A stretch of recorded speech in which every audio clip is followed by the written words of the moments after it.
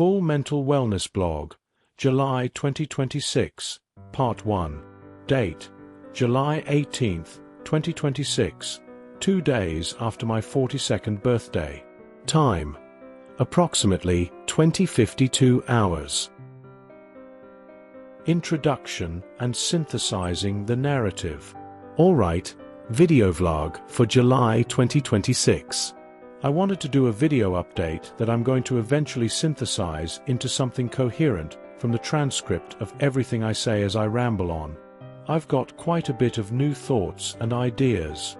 As you know from my previous dozens, if not hundreds, of hours of video blogs, and hundreds of thousands, if not millions, of words I've written, my mind is constantly consumed with philosophy, theology, sociology, history, science, and the millions of music notes I play, write and think about. Processing the past anger and trauma. Looking back, I've been pretty angry in the past. Like, really, really angry. Outrageously pissed off at everybody, at the world, and at the utter failure of my parents to nurture, protect, and take care of me in any tangible, meaningful way. I've been carrying that intense anger for a couple of years now, but I process it in a unique way. I've come to realize that I have severe brain damage resulting from mind-boggling, scary trauma.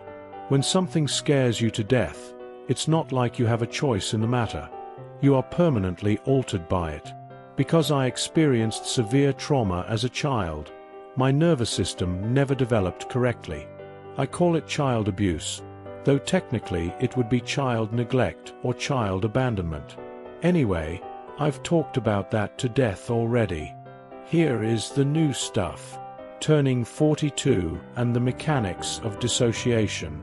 I just turned 42, and realistically, nobody knows how long they have to live. I'm the weirdo who thinks about it all the time, which isn't a particularly useful, comforting, or helpful way to process pain. Just constantly anticipating death. Sadly, that has been a major coping mechanism for me my entire life. Because of that survival adaptation, my brain regularly dissociates from reality to deal with the overwhelming pain and struggle of life. I did a whole video series on that a while back. In my brief moments of hyperconscientiousness, I occasionally realize what's happening. But it's a tremendously dumbfounding and scary mental illness where the very symptom is forgetting that you even have it, just so you can cope. When life feels too terrifying to handle, your brain learns to completely tune out the pain. Finding tenacity through hobbies. To manage, I focus my energy elsewhere. I watch YouTube, I play video games, I take care of my dogs, and I play piano. On that note, I have a tremendous piano update. I'm finally getting quite good at it. Good Lord. Despite the brain damage and my incredibly slow learning skills, and I really am the world's slowest learner at absolutely everything, I am a tenacious, persistent bastard if nothing else. I think the word bastard is pretty accurate here. Speaks to dog. Come on, Jeff. Let's go outside. A bastard is technically someone whose father wasn't married to their mother, which describes my situation pretty damn well.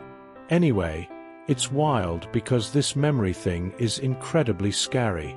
I want to talk about music, but before I do, let me dive a bit deeper into this concept of dissociating from reality to avoid pain.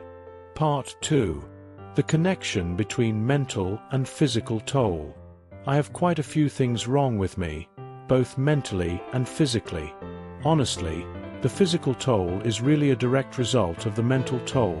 Years of not taking care of myself, essentially abusing myself, and lacking self-love. I've analyzed the root causes of that to complete exhaustion. The responsibility for that kind of conditioning ultimately falls back on your parents and how they prepare you for the world. Sadly, it takes more than one parent to raise a child correctly. My mother did the best she could, but I had two father figures who were delinquent, negligent, and compassionless, to say the least. They were full of their own generational trauma, and instead of getting therapy to fix their own problems so they could do a better job at parenting, they just passed it right down to me. Because I am so messed up from it, I've decided I'm never going to have kids. Currently, I'm in excruciating physical pain. There is something seriously wrong with my stomach or digestive system. It's consistent. It happens every single day, especially every morning. It's not necessarily every single moment of the day, because as I get up, wake up, and start moving around, it tends to fade slightly. But the moment I lay back down, it comes right back. Imagine having a mental illness so severe that it prevents you from sleeping right and eating right. That is a recipe for an extremely low quality of life. My stomach problems prevent me from eating correctly, and my mental health struggles prevent me from sleeping correctly. Dissociation and uncovering the pain. My ex-wife called me on my birthday, and I asked her, "Hey, do you remember me having stomach problems?" For some reason, even though I know I've had them, the memories were completely blocked out. She immediately said, "Yeah, all the time." That conversation is a prime example of severe dissociation. Instead of doing what people who love themselves and want to live do, which is going to a doctor to get help for a physical ailment, my self-preservation drive was completely replaced over the years by severe PTSD. I'm not suicidal anymore, but for about 20 years, I experienced intense suicidal ideation every single day and night. My brain desperately wanted to escape the pain. Rather than focusing on fixing a stomach problem, my default thought was just how can I just die? To be fair, these are the sorts of troubles that philosophers face. I've always been far more concerned with the meaning of life, who God is, what we are doing here, and the nature of love, rather than basic, normal, everyday existence. But because I was so profoundly damaged early on, I simply wasn't taught how to love myself. My family members can be such shits. None of them spend any real time with me. That is the dividing line between truly loving families and ones that aren't. Waking up in a world where you don't feel loved can be the most terrifying thing imaginable, and it can freak you out so badly that you just look for distractions and temporary band-aids, like alcohol, drugs, or binging YouTube and TV just to escape. Philosophical deep dives. Agnostic Christianity and love. For me, escaping the pain meant diving into the greatest, most complex questions of humanity. Who is God? Is one of my favorite things to think about. For the record, I consider myself an agnostic Christian. I think this is the only intellectually honest stance. I don't have a problem with faithful believers, and I don't have a problem with atheists, but I think it is pure hubris and arrogance for either side to claim they know definitively one way or the other. Very few of them have spent nearly as much time and mental energy on these deep philosophical questions as I have, only to come up with no absolute answers. Philosophically, I've explored the alternative. What if there is no God? If that's the case, then nothing matters.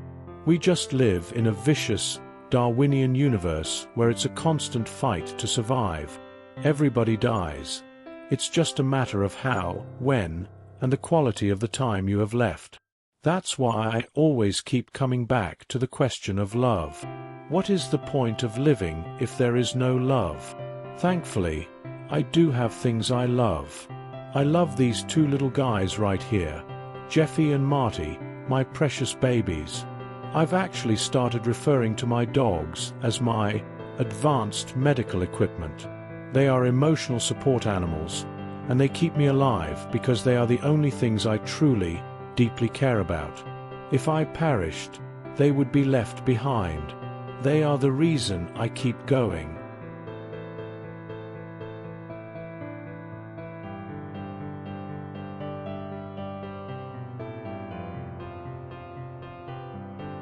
The Seroquel pseudo-miracle and new projects. Despite the severe trauma and the unbearable mental illness that makes my brain shut down most of the time, which is why I'm on disability, I am moving forward. Some days I feel like I can't get out of bed, but I also can't stay in bed because I get too antsy.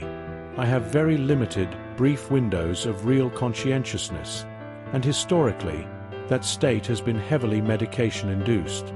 I've taken so much prescription medication over the years. Specifically, I took Seroquel, quetiapine, a second-generation atypical antipsychotic, for more than 15 years.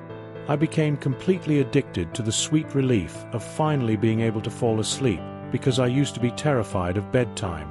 I spent the prime of my life, from age 25 to 40, living in a total medication haze.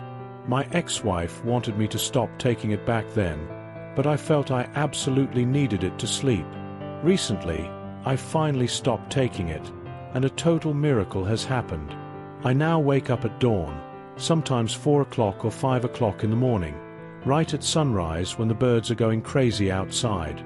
I absolutely love the birds, and I just put up some new bird feeders. Waking up early has given me the energy to focus on a wonderful bunch of property projects. On the far corner of my tiny village lot, I have several big, old trees. There is one specific tree that I cut down about 10 years ago, leaving a stump that is still probably 30 feet high. I'm turning it into a bird sanctuary. I call it the BSS of GNY at the TSG, the Bird Sanctuary Stump of Granville, New York at the Swinger Grotto. On the far side of my garage, I cleared out a bunch of old wood to build a little nature grotto. Technically, a grotto is a hidden cavern behind a waterfall, but I bought a small bird bath with a little fountain, so I'm counting that as the waterfall. I just think the Swinger Grotto is a hilarious name. I plan to put a couple of swings in it. To be clear, I'm not a swinger. I am nowhere near social enough for that, and honestly, the thought of other people grosses me out right now. I don't trust anybody, so I'll probably never have sex again, but the name makes me laugh. Confronting learned helplessness. Stopping that antipsychotic has been completely life-changing, but it has also forced me to confront reality. Now that the haze is gone, I wake up and realize just how badly my stomach hurts every single day. Because of my trauma, I developed what psychologists call learned helplessness. I am highly intelligent intellectually, even if I struggle with emotional or social intelligence, but I historically learned to just sit in the pain, stay broken, and avoid helping myself.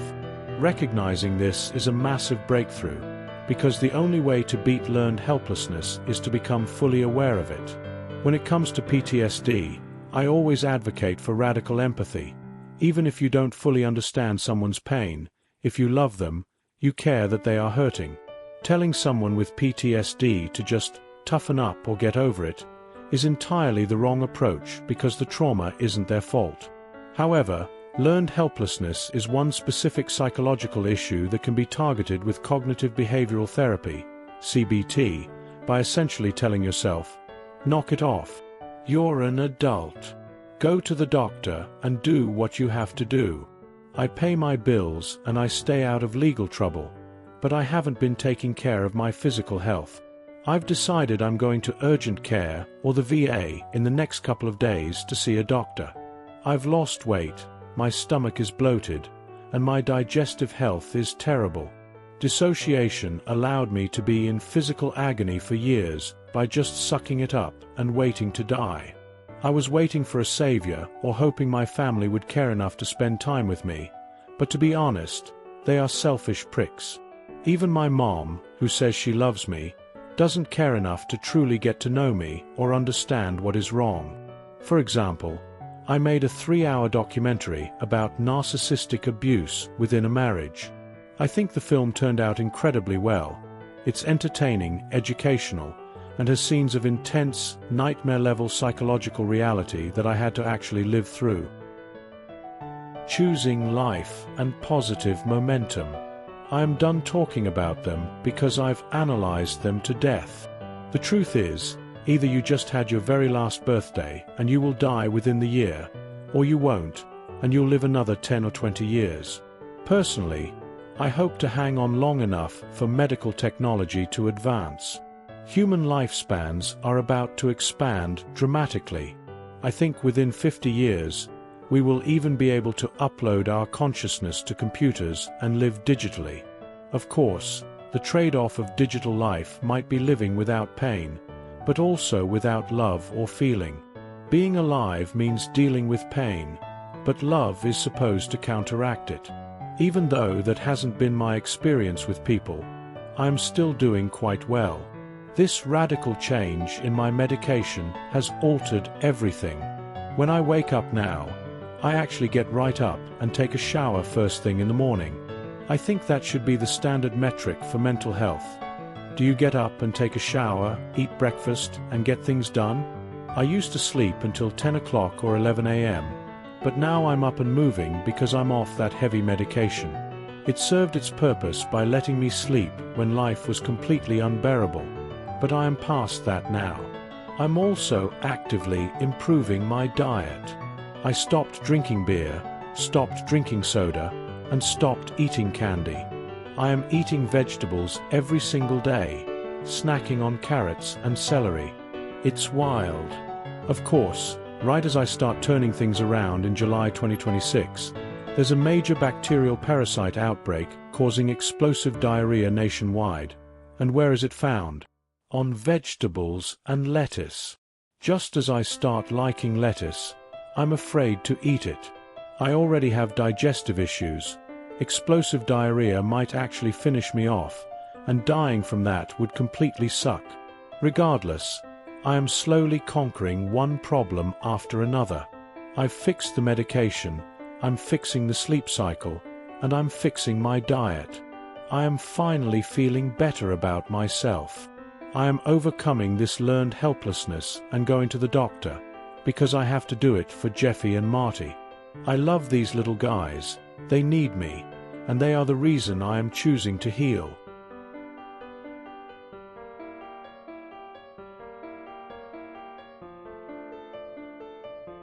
Part 3. Gratitude through struggle, alcoholism, and physical momentum. When people are in drug addiction recovery, they eventually reach a place where they feel genuinely grateful for their past struggles, challenges, and problems. Imagine having a battle with addiction so severe that it almost kills you and tears your family apart, only to get better years later and feel truly grateful for the person you became because of that journey. It leads to a series of steps and new interactions. As miserable and lonely as I have been, I am actually an extremely social and super fun person. I won't have any trouble socializing or meeting people once I get to a place where I don't wake up feeling like absolute hell every day. Drinking is a real problem for me. I am a complete alcoholic, and it sucks. It's not that I ever need to drink, but I always want to. Once I start, my brain just demands another and another, and before I know it, half the bottle is gone. Then I wake up the next morning feeling like, please kill me now. That definitely plays a massive role in my stomach issues. It all comes back to diet, exercise, and stopping the drinking. On the bright side, I have been exercising. I walk at least a couple of miles every single day with the dogs. I used to be a cross-country runner, and during my time in the Marine Corps, we had to run the 3-mile physical fitness test at least once a year. I ran constantly back then. I even ran the Marine Corps Marathon once, all 26 miles of it, parallel version while I was deployed to Afghanistan, which was incredibly cool. The official marathon is held stateside every year, but they set up a parallel route for us out there. Physically, I am absolutely strong enough to walk 26 miles. In fact, I probably walk that far almost every day anyway, just unfortunately in circles around my own place out of restlessness. Post-divorce chaos, family anchors, and a new home. For the last 15 years after college, my life was an absolute chaotic show of misery and hell. Joining the Marine Corps was the absolute best thing I ever did, but afterward, I ended up disabled and wound up in an abusive marriage. Healthy, happy people don't typically attract crazy, broken people, so of course, I attracted someone who was just as broken as I was. Remarkably, my ex-wife and I are actually decent friends now. If I ever truly need to talk, I can call her, and she will answer and talk to me about anything. More importantly, I deeply love my step-kiddos. Evolutionarily and Darwinian speaking, The sole purpose of life is procreation to pass on your genes. When I look around in 2026, I recognize how incredible it is that all of my ancestors managed to survive long enough to pass down their bloodlines. Historically, I viewed not having biological children of my own as the biggest failure of my life. But I have my stepkids, and they are my real reason to live. The dogs are fun, but my kids truly need me. They are coming to visit me later this summer, and I am incredibly psyched just to have the company. I wouldn't be nearly this messed up if I hadn't been left entirely to my own devices. Even though my marriage was abusive, it at least provided a solid structure, a daily purpose, and kept me physically healthier. It is incredibly common for people to hit a downward spiral or a midlife crisis after a divorce. It's standard, and most people eventually get over it instead of wallowing in perpetual suffering until they perish. I know I am better than that. I've made a massive list of self-improvements, but the biggest one is that I am finally in a home again. I bought a house in January, and since it's now July, I've officially been here for 6 months. Before this, I was living in a shitty second-floor apartment. It was okay, but being on the second floor was rough with the dogs, especially with Marty peeing inside. Now I have a house that I found, loved, and successfully purchased entirely on my own. It's my second house, the first one I bought with my ex-wife, and I lost it in the divorce. This new house is wonderful. It features the exact same classic architecture and early 1900s design as my old family home. It's been beautifully maintained and is in great shape. At around 1,200 square feet, it's everything I need. It has 3 bedrooms, one is quite small, and the first floor consists of a kitchen, a living room, my main headquarters/office studio for the piano, and 2 enclosed porches that essentially act as 2 extra rooms. Combined with a lovely little yard, I've been busy doing yard work, gardening, and setting up my bird sanctuary project. The house also came with an incredible bonus: an enormous 2-car garage. Having a dedicated workspace has been a dream come true. Unfortunately, I lost my entire massive tool collection in the chaos of the divorce. Now, whenever I want to build or fix something, I end up walking in circles looking for tools I no longer own, and I don't have the funds to buy them all back right now. But I am getting by.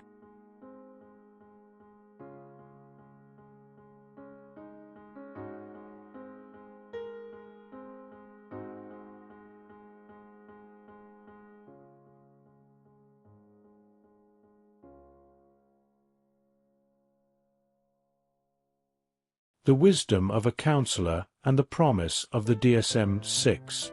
My core point aligns with the wisdom found in addiction recovery. Life eventually stops being entirely about you. It shifts to, wait a minute, I have suffered immensely, I survived, and now I am wiser because of this trial by fire. I have lived in absolute hell for years, but I can use that lived experience to help others heal. I am a trained mental health counselor. I possess radical empathy, I am highly intuitive, and I am exceptionally good at relational counseling. Even though my brain copes with my own physical pain by dissociating and forgetting it daily, it functions normally and sharply in every other capacity, especially when it comes to social connections and intellectual work. While I am 99% sure from a philosophical standpoint that God does not exist, because no God logically points to nihilism and meaninglessness, I intentionally choose to lean into that remaining 1% of hope. I hope there is a God, and should God have mercy on me to let me keep living and fixing my own problems, I have an extremely promising career ahead of me in healthcare. I am incredibly passionate about the field. For example, the DSM-V, Diagnostic and Statistical Manual of Mental Disorders, 5th edition, came out around 2013 and has been the standard for ages.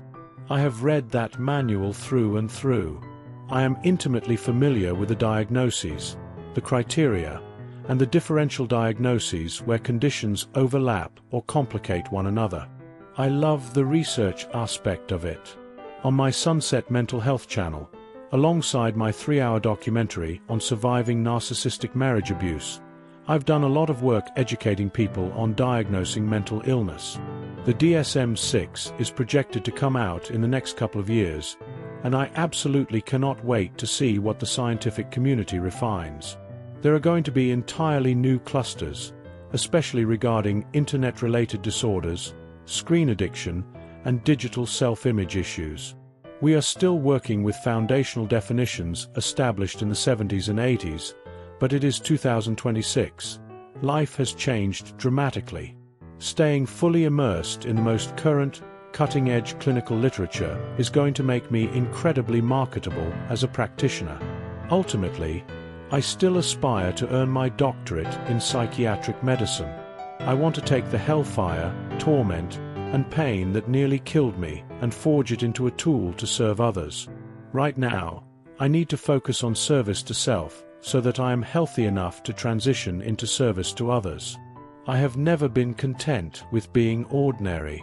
It actually pisses me off that my two father figures lacked any grand ambition and were content just being ordinary dudes. When I was younger, I wanted to go into politics, not for power or status, but because I saw it as the ultimate vehicle to help the greatest number of people. Politics is notoriously full of the worst psychopaths, sociopaths, and narcissists the world can dredge up, which is exactly why we need warriors armed with radical empathy and high conscientious intelligence to combat them. That path could still happen for me once I get healthier. As a utilitarian, my life goal has always been the greatest good for the greatest number, even if I have miserably failed at taking care of myself in the process. Musical masterpieces, Greensleeves and the Holocaust Lullaby. To wrap this up on a high note, I want to talk about the music I've been working on. I am getting incredibly good at the piano. I have composed 2 distinct masterpieces. The first is called Greensleeves of Bitter Descent, which is a reimagining of the traditional 16th century English folk song. It is a love song where I bridge the gap between historic courtly prose and sharp, modern lyrics based entirely on a true story. The narrative evolves from simple, unrequited longing into absolute existential despair, moving from initial devotion to a hauntingly bitter conclusion. By plunging that traditional melody into raw, complex, modern intensity, it creates a soundscape that feels simultaneously ancient and arrestingly modern, honoring a 400-year legacy while diving firmly into visceral reality. Legend has it that the original Greensleeves was written about a young woman who got grass stains on the sleeves of her white dress from rolling around in the grass with a suitor. While the original was a somewhat light-hearted tune about unrequited love, I upped the ante significantly. My version is about the devastating loss of a marriage, rather than just a mistress. I stripped away the sad puppy dog energy of the original and turned it into something much darker.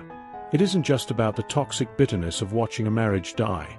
It's about the descent of the soul into the bitter, lonely, and desolate hell of life after profound heartbreak, betrayal, and abandonment. Writing it a couple of months ago and singing it regularly has been incredibly therapeutic. My second masterpiece is called Holocaust Lullaby. In my personal journey to comprehend suffering, I, like many people, became deeply immersed in studying history, World War II, and the horrific realities of the Holocaust. The sheer scale of it is mortifying, which drives a need to understand it. I went on a personal mission to learn everything I could, studying the history of the thousands of camps throughout Europe, beyond the major ones everyone knows, like Auschwitz-Birkenau, Dachau, Mauthausen, Ravensbrück, Treblinka, Sobibor, Belzec, and Buchenwald. I wanted to create a memorial. I wrote a piece listing the names of these camps and set it to the gorgeous Baroque composition Sarabande by George Frideric Handel. I absolutely love music theory. It is my favorite thing in the world. The things you can express through the piano are incredible, and I naturally gravitate toward profound songwriting.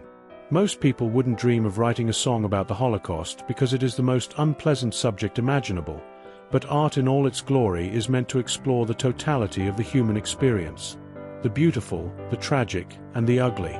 It serves as a memorial to remember the pain. Watching these historical documentaries daily makes me wonder, how did people survive that scale of horror and still find the will to live? I have survived severe personal trauma and abuse, but it pales in comparison to what they endured. Seeing that they survived warms my heart and gives me strength. In the camps, when prisoners reached their absolute breaking point, many would intentionally end their lives by jumping onto the electrified perimeter fences, a tragic action referred to in German as in den Zorn gehen, going into the fence. The core takeaway for me is profound. If human beings could find a way to survive through an atrocity like that, then I can easily survive my own battles. Looking ahead, GTA 6 and the will to live. I am living in 2026, surrounded by the best technology humanity has ever created. I have an amazing digital upright piano and a great TV. Honestly, the one thing I am more excited about than absolutely anything else in the world right now, even more than the release of the DSM-V, is the upcoming release of Grand Theft Auto 6. Let me tell you, I have played every single entry in the franchise.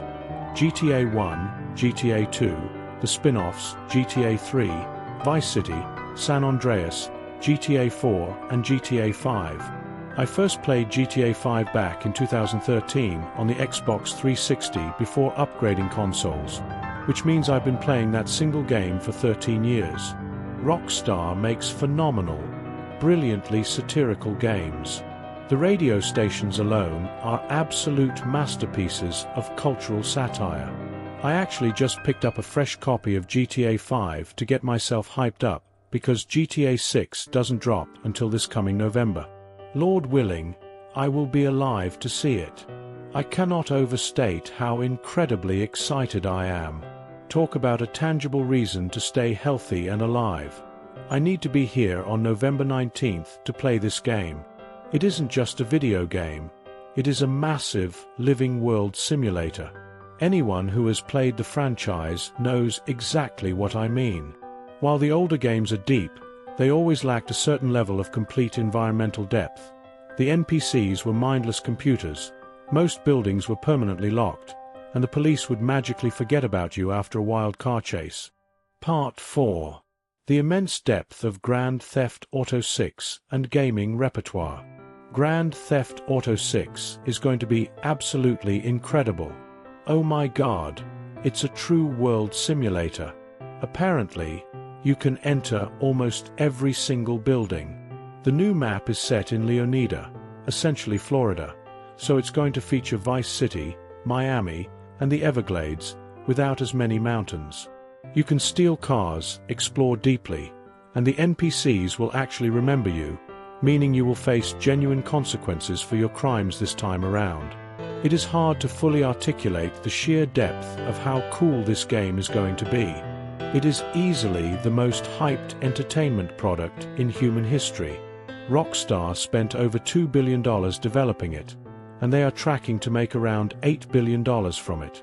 No movie in history has ever cost $2 billion to make, let alone grossed $8 billion. Of course, they've been working on it for 13 long years. I could go on and on about video games. I spent well over 800 hours immersed in Red Dead Redemption 2, which is phenomenal, not to mention the original Red Dead Redemption and its zombie expansion. I've easily poured 1,000 hours into The Witcher 3 and its expansions, another 1,000 hours into Fallout 4, and probably 500 hours into Metal Gear Solid 5. Lately, I've been playing Ghost of Tsushima, which is a pretty goddamn good game if you ask me. I love the Resident Evil franchise, the Assassin's Creed games, and the Far Cry series. I'm not quite as into traditional first-person shooters like Call of Duty, though I do enjoy a good shooter when the target is right. In fact, my absolute favorite thing to kill in video games is Nazis, and the only thing better than blowing the head off a Nazi is blowing the head off a Nazi zombie. Holy hell! That immersive, fantastical world is where my mind lives a large portion of the time. Expanding the musical repertoire, pop, rock, and custom ballads. Switching back to music, I've been heavily practicing several new songs today. On the piano, I've been learning 4 different Coldplay tracks: Clocks, Viva la Vida, The Scientist, and Yellow. They are all amazing, impactful pieces. When I sing the lyrics and really internalize the prose, I am completely blown away.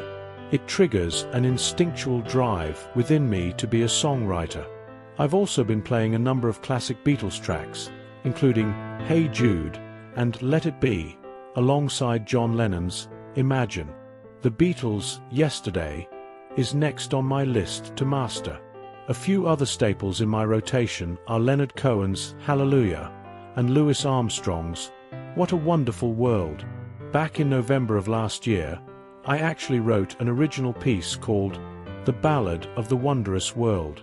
It spans 27 verses, but it moves quickly, clocking in at just under 10 minutes. The central theme of the song is the pure, unfiltered joy of babies.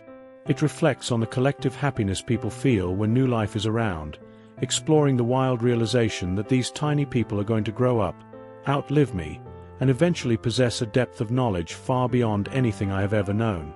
Beyond those, I've been learning Journey's Don't Stop Believin' and the Pirates of the Caribbean theme. He's a pirate.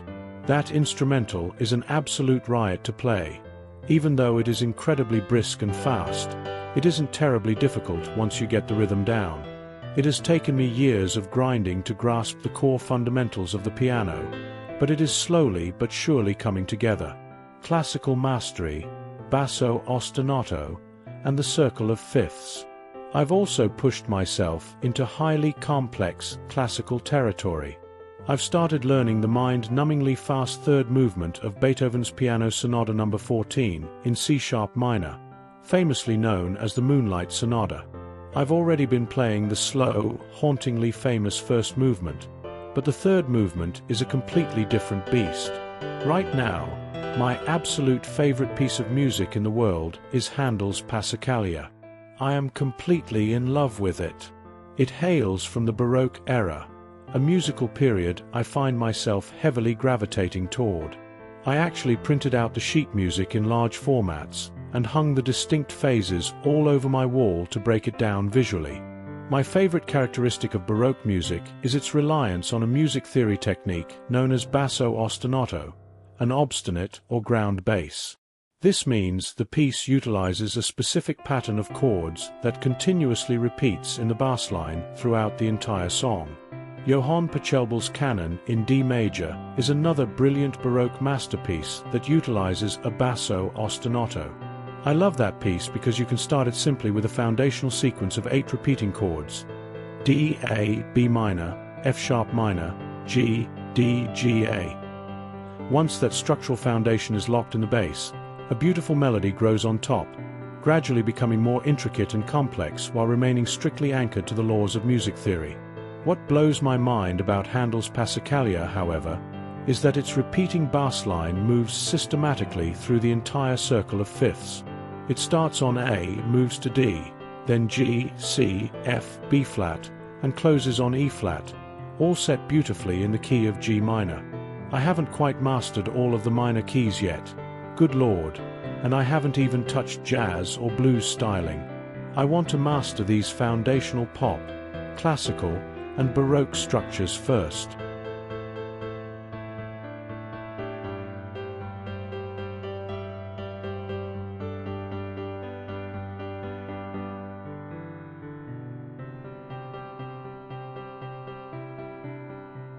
Historic remixes, holiday riots, and deep loneliness. I also love singing the Star-Spangled Banner. Most people only know the first verse, but there are actually 4 verses, and they are historically fascinating. I've put together my own unique remix of the anthem, where I sing the verses out of order. My favorite line from the lesser-known stanzas is, "Their blood has washed out their foul footsteps' pollution." It's a heavy line about the invading British forces bringing the desolation of war to our soil, only to lose. My sheet music library also includes Brahms' Lullaby, Beethoven's Für Elise, Mozart's Rondo alla Turca, Billy Joel's Piano Man, A Whole New World from Disney's 1992 Aladdin, and Plain White T's Hey there, Delilah. Last Christmas, I fell completely in love with the original 1857 composition of One Horse Open Sleigh, written by James Lord Pierpont. He initially published it as a poem, and a few years later, the famous repeating chorus, which everyone knows today as Jingle Bells, was solidified. While everyone knows the opening verse about dashing through the snow, verses 2, 3, and 4 are an absolute riot. Think about life back in 1857. They didn't have televisions or digital escapes, so they had to go outside for entertainment. Pierpont grew up in the New England area, which was buried in snow all winter. For fun, people would hitch a horse to a sleigh and go tearing through open fields. The second verse captures this perfectly. A day or two ago, I thought I'd take a ride, and soon Miss Fanny Bright was seated by my side. The horse was lean and lank. Misfortune seemed his lot. He got into a drifted bank, and we got upsot. Verses 3 and 4 are even funnier. But there is a profound, poignant contrast that hit me when studying this piece. Parallel to my obsession with how people survived the structural horror of the Holocaust, I look at the ordinary simplicity of the 1850s. Here is just a regular young guy who asks a neighborhood lady, Miss Fanny Bright, to go for a winter ride. They hop onto a cheap sleigh, and they crash into a snowdrift. When I was learning that song this past Christmas, a wave of perspective hit me. If a guy in the 1850s can easily find a companion to go sleigh riding with, what the hell is wrong with me? Why am I sitting here completely alone and miserable? That sentiment made me deeply sad, and I wept and cried heavily while singing it.